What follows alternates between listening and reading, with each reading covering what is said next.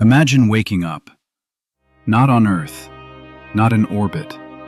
You open your eyes, and for the first moment in human history, you are on another planet.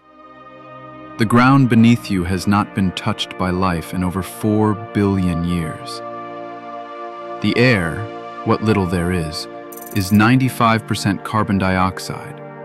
Every single thing around you wants you dead. And yet, you made it. We've sent rovers, we've sent landers, we've sent orbiters that have mapped every ridge and canyon on that distant world. But sending humans to Mars?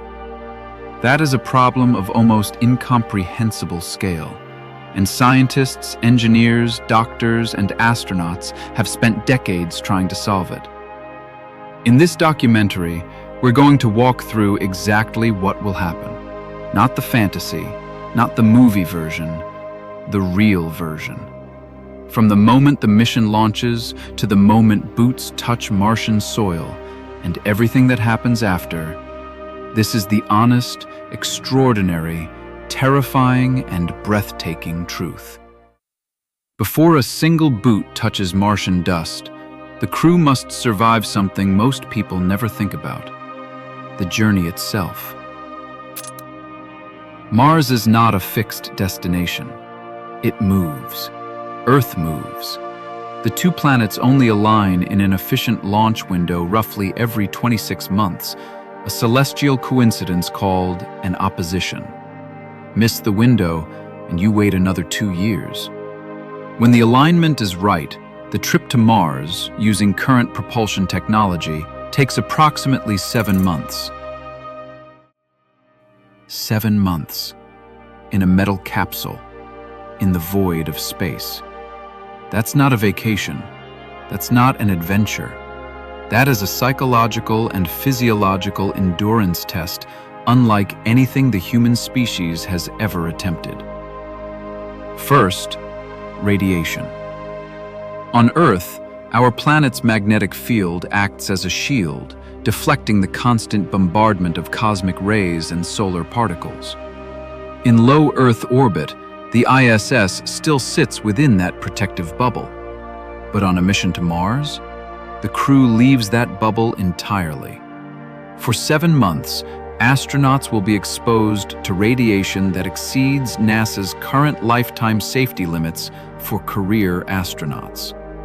Studies using data from the Curiosity rover's RAD detector estimate a round-trip Mars mission could expose crew members to roughly 1.01 sieverts, significantly increasing cancer risk.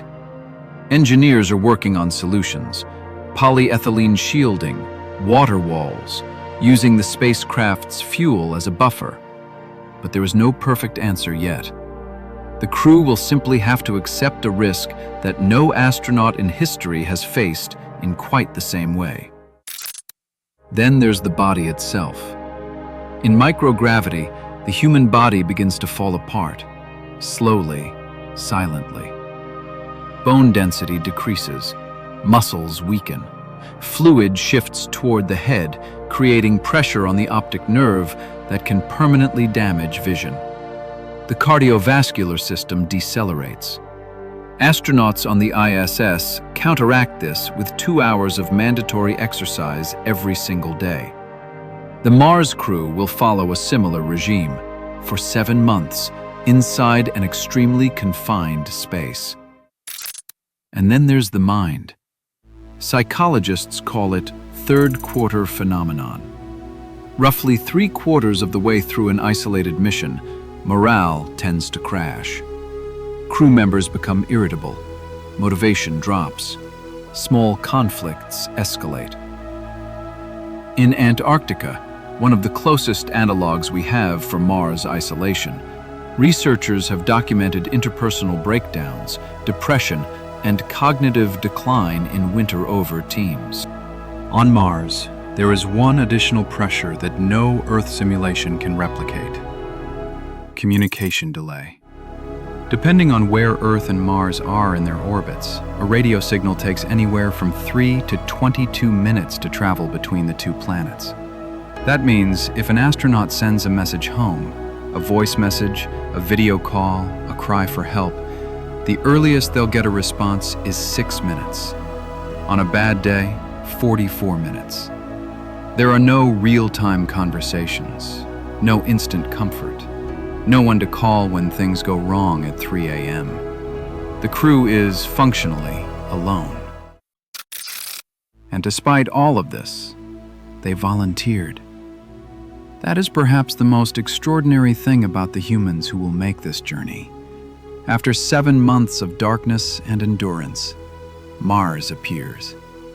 Not as a red dot in the night sky, not as an abstraction, as a world, massive, ancient, real. But the hardest part of the entire mission may be the next few minutes. Landing on Mars is one of the most technically brutal problems in space exploration.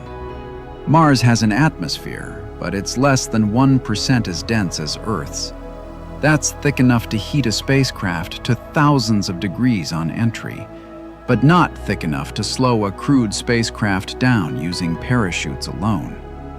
Engineers call it the gravity of Mars trap. With rovers, NASA solved this using heat shields, supersonic parachutes, retro rockets, and sky cranes. Perseverance weighs about 1 metric ton. A crewed Mars lander, with life support, habitat, and return vehicle systems, could weigh 40 to 80 metric tons, or more. A sky crane won't cut it. SpaceX's approach with Starship involves a propulsive landing, using rocket engines to slow the vehicle all the way down. Think of it like a controlled fall with fire. It's never been done at Mars, with a human crew, under those conditions. The entire entry, descent, and landing sequence takes approximately 7 to 11 minutes, and for most of that time, due to the plasma sheath around the spacecraft during entry, Mission Control on Earth will hear nothing. They will not know if the crew survived until it's already over. And the crew? They're strapped in, helmets on, hurtling through a Martian sky at thousands of kilometers per hour, and there is almost nothing they can do but ride it. The computers fly this landing. The algorithms make decisions in milliseconds no human brain could match.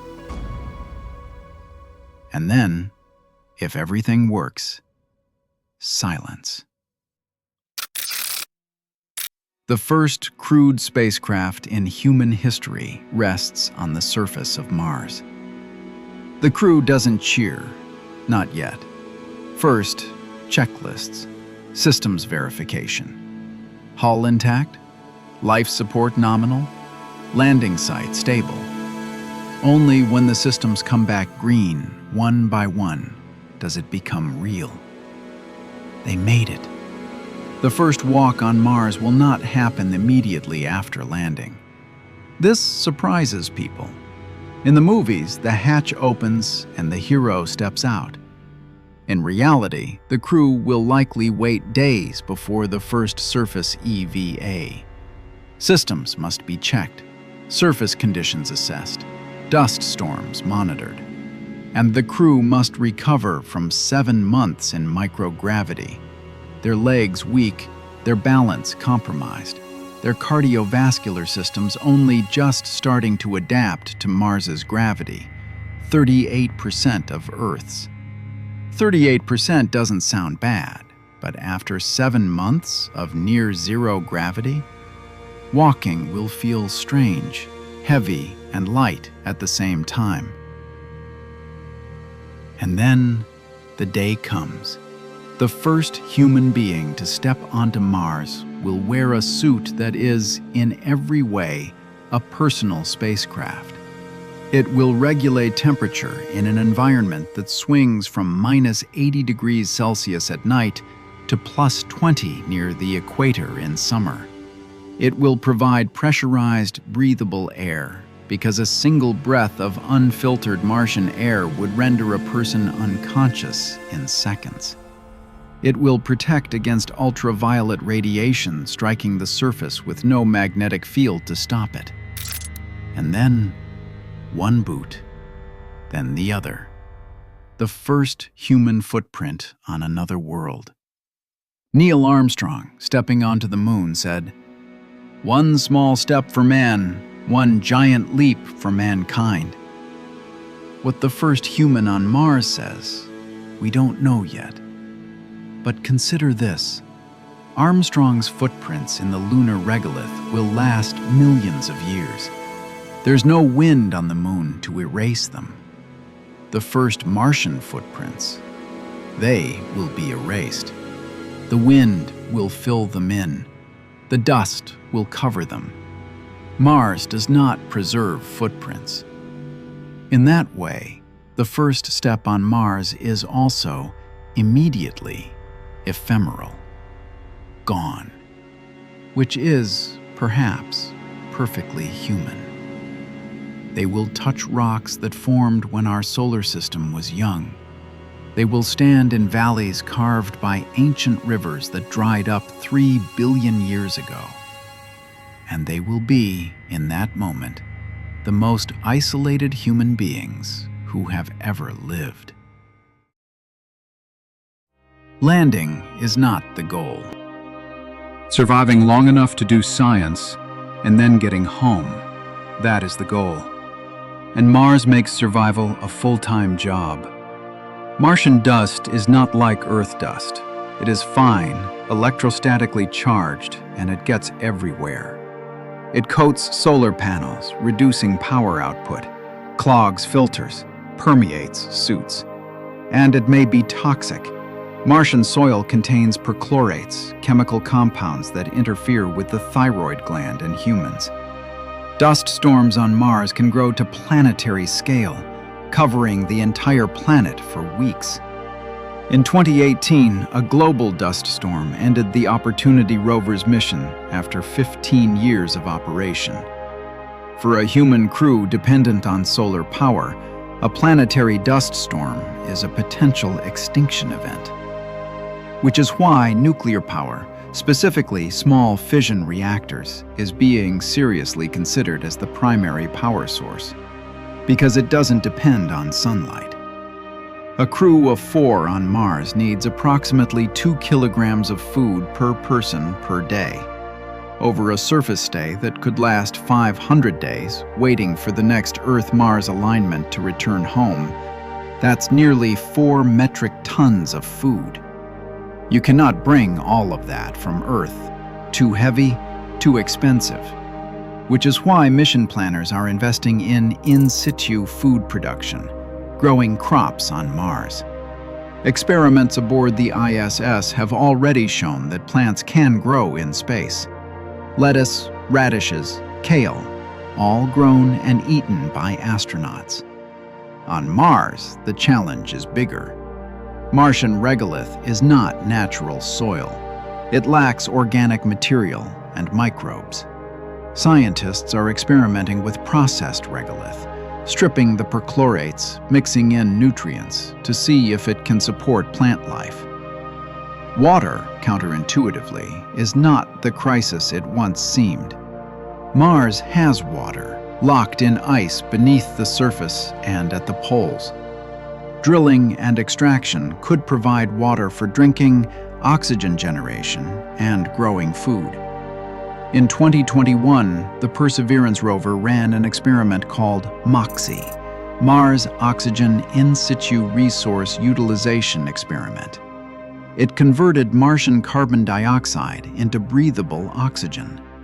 A scaled-up version, roughly the size of a car, could theoretically produce enough oxygen to support a small crew indefinitely. This isn't science fiction. It's been demonstrated on Mars right now. There are no hospitals on Mars, no surgeons on standby. Every crew member will receive extensive medical training. The mission will carry pharmaceuticals, surgical equipment, and diagnostic tools. But what happens when something exceeds their training? Medical consultation from Earth is possible, But that communication delay makes real-time surgical guidance impossible. AI-assisted diagnostics and robotic surgical systems are being developed with exactly this scenario in mind. There is a sobering reality that mission planners and astronauts must accept. Someone could die on Mars, from illness, from an EVA accident, from equipment failure, from a dust storm that kills the power. The first crews will be taking risks we, watching from Earth, cannot fully comprehend. And they know it. If everything goes right, after roughly 500 days on the surface, the crew must do something no mission has ever had to do before: launch from Mars. The ascent vehicle will have been pre-deployed, sitting on the surface for months before the crew even arrives, fueling itself using Martian resources where possible. It must reach orbit, rendezvous with the transit vehicle waiting above, and then begin the 7-month journey home. At this point, the crew will have been away from Earth for over 20 months. Coming home will not be simple either. Re-entry into Earth's atmosphere, splashdown, immediate quarantine, not because we fear they brought back disease, but because we genuinely don't know what 20 months of deep space does to the human body at that depth of exposure. And then, if all has gone right, splash, hatch opening, air, real Earth air, the smell of salt water, gravity at its full, crushing, wonderful weight, the sounds of a living world. The first humans to walk on Mars will not be heroes in the traditional sense. They will be scientists, engineers, and above all, survivors. People who accepted the calculus of risk with eyes wide open for the sake of a species that has always looked up and wondered what's out there. Carl Sagan once wrote that we are made of star stuff, that we are a way for the universe to know itself. When humans land on Mars, we will have done something that no other form of life on this planet, in 4 billion years of evolution, has ever done. We will have moved, deliberately, purposefully, between worlds.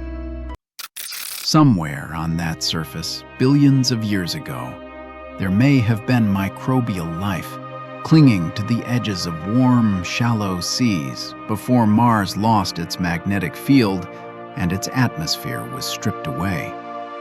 If that life existed, it's gone now. Mars is quiet. It is waiting.